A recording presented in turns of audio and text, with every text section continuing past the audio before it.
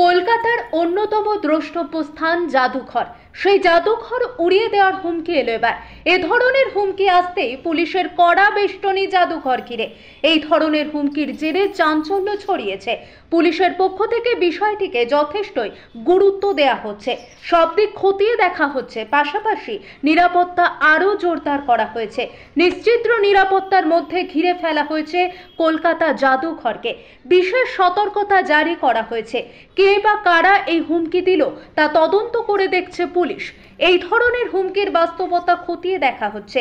এর পিছনে বড় কোনো শক্তির হাত রয়েছে নাকি নিছক মজার ছলে কেউ এ ধরনের ঘটনা ঘটিয়েছে, সবই তদন্তের মধ্যে রাখা হয়েছে।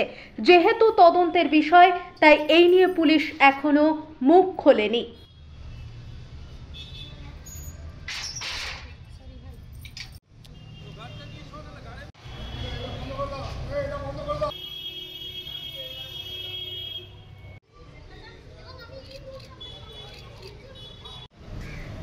তবে আমরা সিরিয়াসলি নিয়েছি।